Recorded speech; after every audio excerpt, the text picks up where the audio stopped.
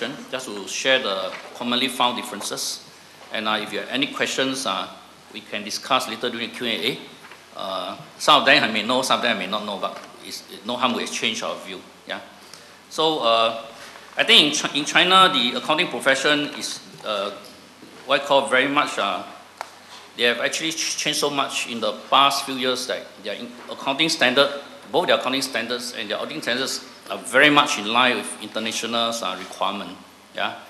In fact, their auditing profession also not easy. In China, do you know that to pass the CPA exam, now the passing rate is below 20%? Yeah, because these are child set very hard text paper. Yeah. In Singapore, it's not so bad. Yeah. Hopefully, when we need to take exam, it's not so tough. Yeah. And in China, the auditors, quite a few of us are auditors here. They also have inspection, and inspection is no joke. Ours, of course, when you hear Accra, say, "Wow, cham liao," you know. Yeah. You got to prepare and welcome them and get a question, and hopefully you can pass. Yeah. In China, actually, sometimes they're subject to, first of all, ICPS inspection. That's a so-called peer review.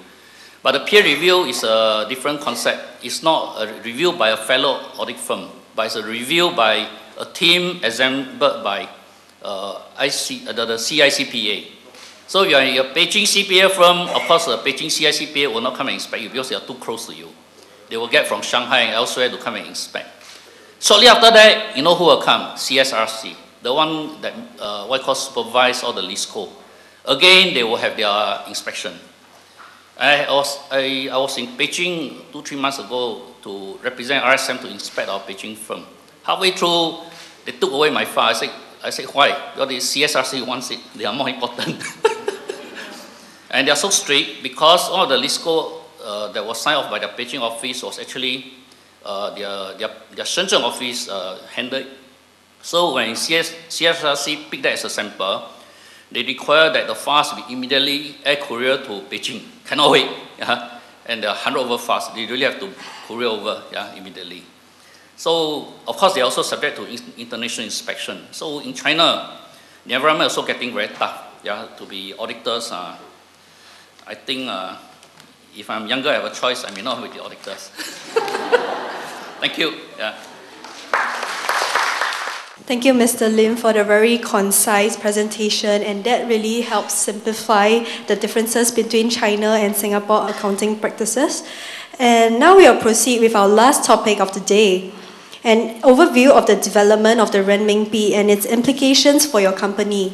This will be presented by Ms. Ong Shu Wei, Citibank's Senior Vice President and the Regional Solutions Manager and Singapore's Liquidity Head.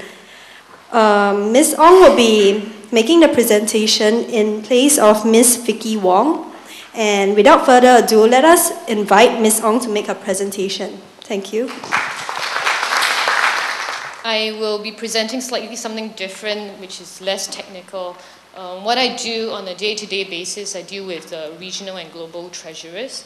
And these treasurers will manage the active working capital requirements, who then in turn work with yourself, the accountants. So I've got no accounting background at all, but what I do relates a lot to withholding tax, for example, intercompany loans. So on a monthly basis, we travel to China a lot, and we see a lot of emerging champions in China markets like your Lenovo and your Huawei, that type of companies, very keen to be exposed to the overseas market. So I wanted to share a little bit. Whilst Hong Kong has been developed or poised to be developed as the overseas offshore market for renminbi, what we have been finding from Citi's perspective is that Singapore is actually increasingly becoming a very attractive center, if you will. I find, and one of the reasons, so correct me if I'm wrong, from all the tax partners, our tax incentives in Singapore, the EDB and the International Enterprise, they've been providing a lot of tax incentives in terms of the Global Reinvoicing Center. So you see a lot of these companies, not just Chinese, of course, to Chinese companies, but the MNCs that come to Singapore and do that re-invoicing. So I thought that was quite interesting, right? So you have these Chinese companies very keen on Singapore as a hub, right? Whilst Hong Kong remains as that offshore RMB market. So Singapore's developing, but from a different angle. So that's why Citi, when we were in the forefront last year to start offering the RMB services, these were the two important markets that we looked at concurrently, because our relationship globally is with all these markets. So you have our MNCs that it's typically where Citi is extremely strong in, and now we are dealing with the Chinese companies. So to me, it's the whole end-to-end proposition where we now also deal with your Singaporean companies, how you flow in and fit into the whole picture. So I just wanted to, it was very interesting that if you look at the development of, let me just, give me 1 second.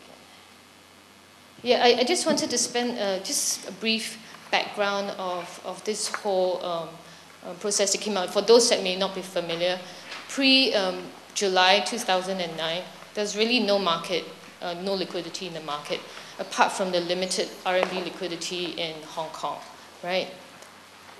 Oh, I'm sorry. So last year, July, was extremely exciting for Citi because we're one of the few banks that started engaging in very extensive conversations with the regulators. So we started in these countries, Hong Kong, Singapore, Macau, and the ASEAN countries.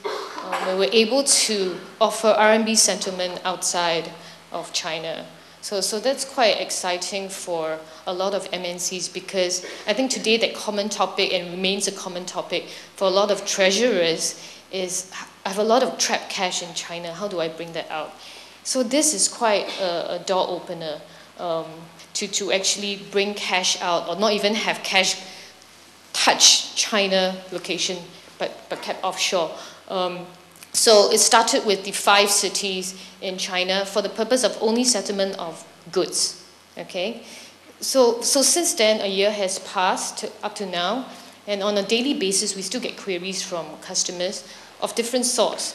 So we may not have questions on a date, we will then call the regulators to verify, and that's how the regulations keep evolving. So as of today, we have 20 cities in China that can be part of this entire process. I'm not sure if everyone is familiar with this. So for example, if I'm a Singapore company and I deal with a Chinese company, this Chinese company needs to be registered as an MDE. So they need to first register with the Chinese safe authorities. In all these, initially 5 and now 20 cities, they have to be registered before they can officially transact doing the imports and export services, RMB settlement offshore. So you have to deal with an MDE. Right, so that'll be the first step. And so if you're a Singaporean company, you will tend to ask, how do I know if my counterpart is actually an MDE? And that's where you will contact your banking partner, and then they will then confirm if this particular company is actually an MDE. So the relationship is as such that right up to now, they've opened up to settlement of not just goods, but services. Services could be if you are a regional or global re-invoicing center in Singapore, using that as an example, and you need to re-invoice your counterpart in China. I think this is part of the whole settlement scheme. So I personally find that exciting. That's why we've been spending a lot of time in China. So you see, these are the 20 countries in which they now offer the RMB settlement. Citi is present in 9. So we're really poised to actually support clients in this particular space to really move the trapped liquidity out of China. So this is the list of countries in which Citi supports. I think Citi is present in over 100 countries. The reason why you see 8 up here is because that's where the demand is at the moment, with UK and Russia. In fact, the other coming up may also be Brazil. You see, China deals a lot of Brazil, so if as a Singaporean company you have that part to play, then on an ongoing basis, Citi will start opening accounts elsewhere. But at the moment, this is the demand. So of where the settlement is. It's still not too active. I think Hong Kong is still very active in terms of their collections. Singapore has increasingly become active, but still in the infancy stage. You will find that when they recently said that now in RMB, RMB is really becoming international because